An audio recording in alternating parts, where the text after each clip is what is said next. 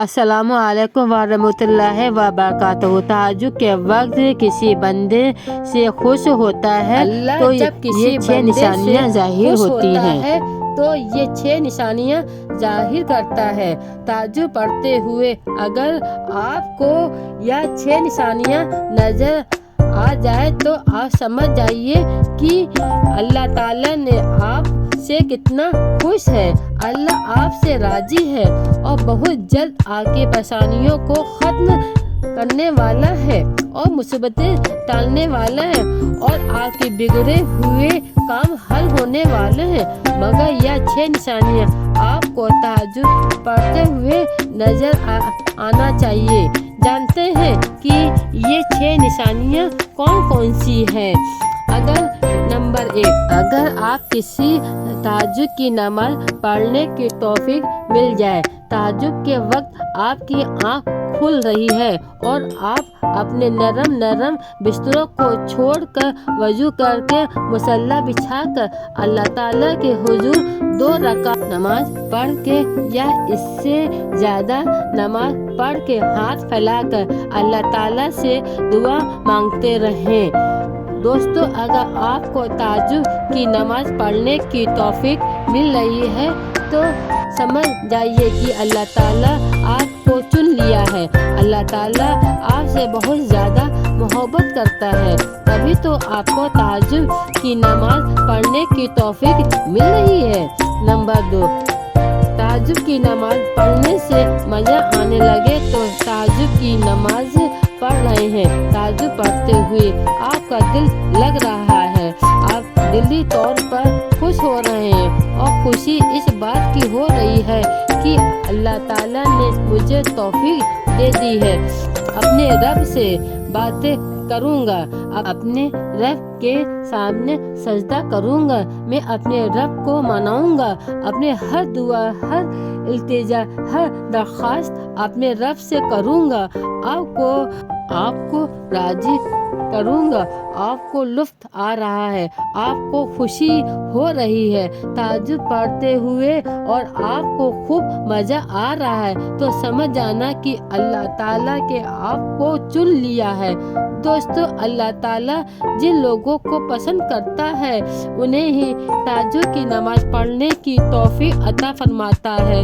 Number 3, दोस्तों, अगर कभी कभार आपकी तहज्जुद में आँख खुले और कभी कभार आप तहज्जुद न पढ़ सके तो आपको गम, आपकी टेंशन ही, आपको फिक्र ही कि आज मेरी तहज्जुद छूट गई, हाथ में आज हमने रब से बातें करना भूल गए।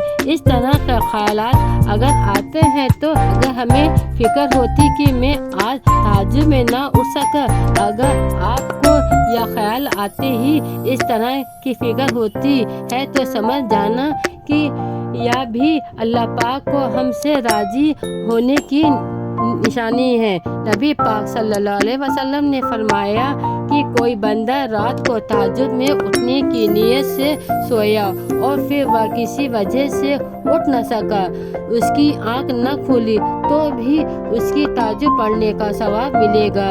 कि कितनी बड़ी बशारत है कि तहज्जुद न पढ़ने पर अफसोस हो, रंज हो, गम हो, फिक्र हो कि मेरी आज तहज्जुद की नमाज छूट गई। दोस्तों, ये भी अल्लाह ताला राजी होने की निशानी है। नंबर 4, कुरान पढ़ने में अगर आपको मज़ा आने लगे तो तहज्जुद की नमाज में आप जो भी सूरतें पढ़ रहे हैं, कुरान पाक की आयत आप पढ़ रहे हैं तो पढ़ते हुए आपको लुत्फ़ आ रहा है, आपको मज़ा आ रहा है, आप खुद लुत्फ़ अंदोज़ हो रहे हैं और इसे मज़े को हासिल करने के लिए आप लंबे क़रात करते हैं, यानी ज़्यादा सूरतें, ज़्यादा से ज़्यादा तिलावत आप करते हैं।